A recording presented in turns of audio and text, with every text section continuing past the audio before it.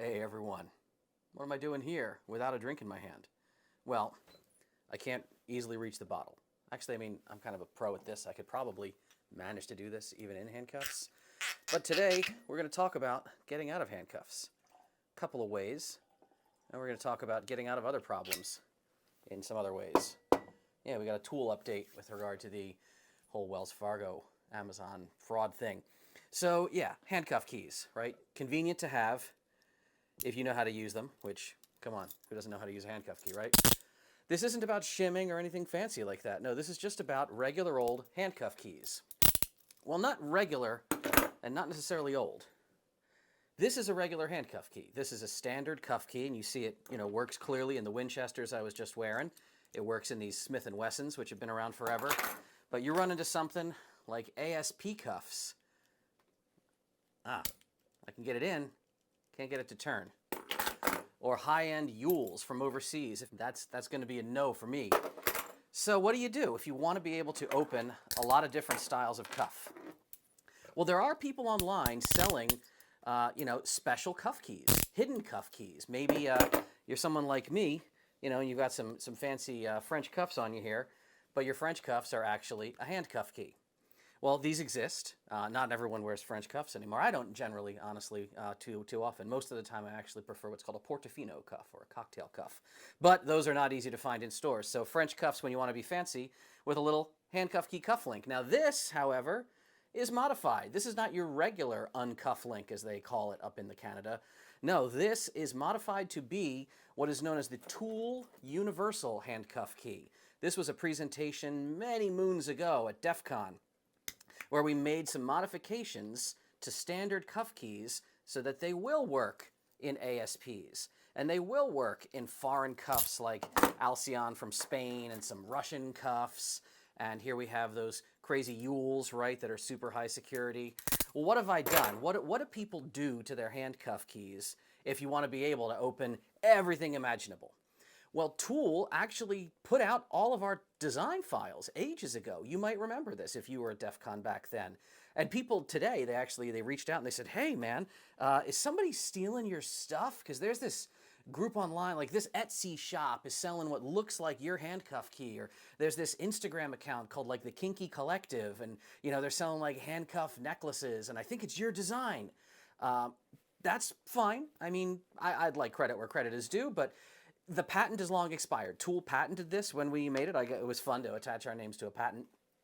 But that's all out of patent now, right? That was ages ago. So have fun. If you would like to do this yourself, if you would like to make your own, cuff keys or modify your uncuff links, this is the design, right? This is the exact spec that we had published back in the day. All you need is a suitable starting cuff key, one that is a good candidate to work with. Now, plenty of keys out there will kind of fit the bill, but the best one on the market for our money is the what's called Smith & Wesson New Style key. It's the one that actually has the branding on the bow that says Smith & Wesson. It's a good candidate for shortening the bit, kind of making it the right shape, and then dropping that slot right down the middle.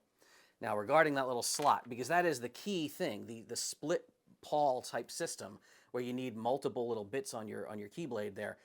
How do you make that slot thin? Because if you saw that spec sheet, right, we said like maybe 0.3 millimeters. Like that's really thin. The Dremel, the tool that you use when other tools went wrong, as I like to call it, is what we used all the time. But that little brown cutter wheel, that's a fat wheel. And it snaps and loves to fly off in your eyes, and you got to have the safety squint going on. Well, I did find on Amazon these really nice cutter wheels. This is not, it's not a sponsored link or anything like that.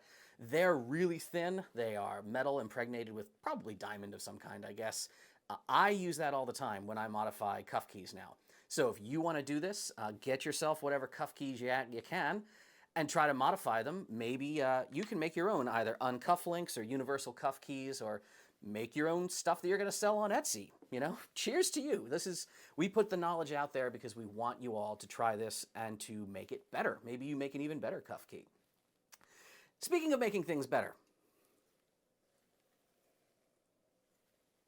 well, that's one way to make things better, but we're trying to make this whole bank fraud thing better at TOOOL. It's been going well.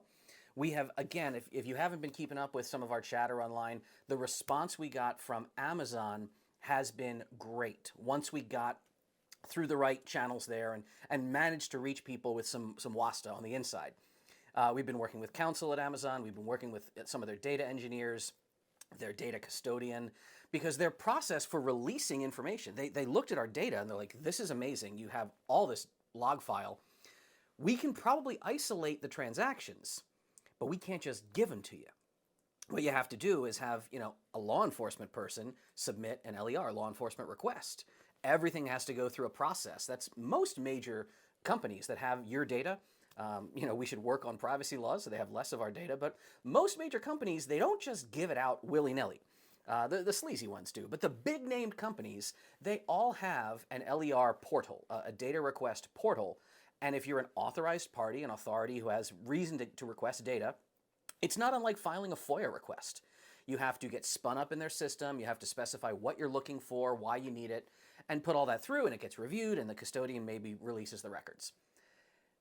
If you've ever done FOIA requests, or you know people who have, like Maya puts a lot through, she's awesome online, my friend Emily puts a lot through, you have to be specific when you're requesting records, like from the government. You have to specify what you're looking for, otherwise they can deny it. You can't just have an overly broad request. Well, the same thing holds true in the corporate world, we are learning. Amazon has worked with us, and almost with a wink, wink, nudge, nudge, they've said, look, the data is there, but we can't release it unless we're working with a detective now. The detective you're working with can request it with a specific identifiable token. And the token they use is the full 16-digit bank card number, the one that was involved in the fraud. You might say to yourself, well, that's super easy. Like, how you just give them the bank card? Yeah, well, remember, that's the bank card that we reported to Wells Fargo as covered in fraud. And they instantly said, oh, we're going to send you a new card.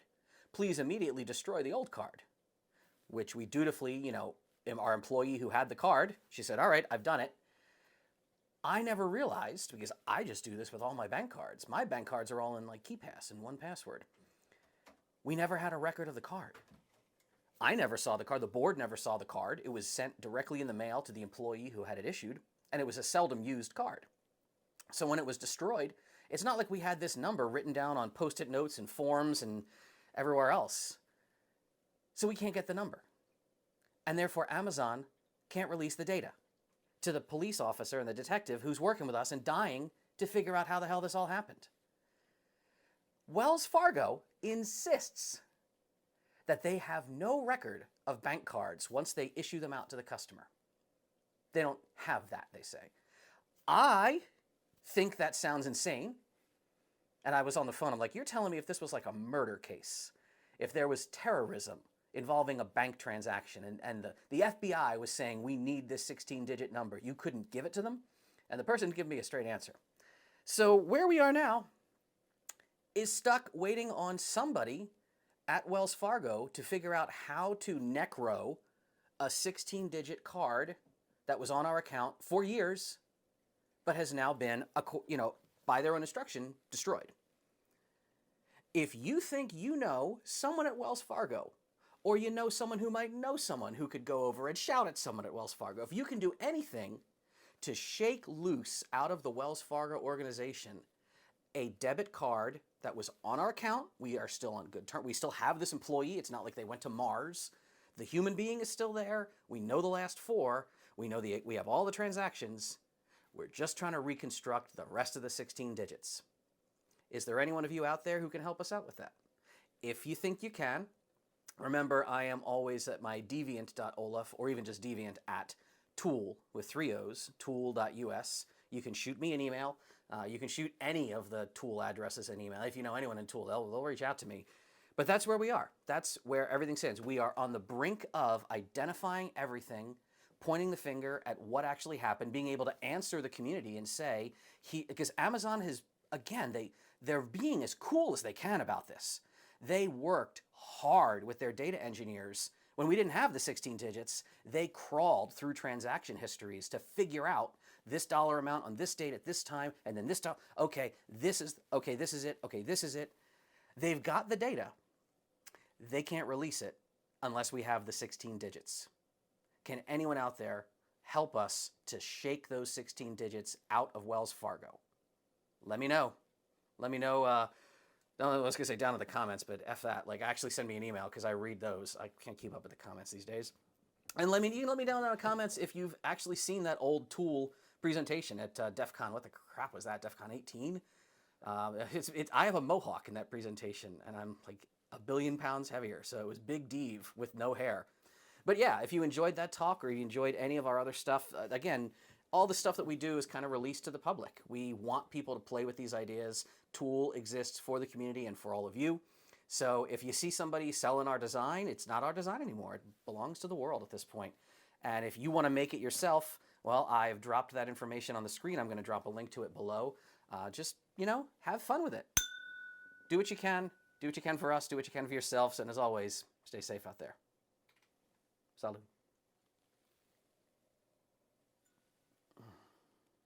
Oh, yeah. Hey, so I completely forgot.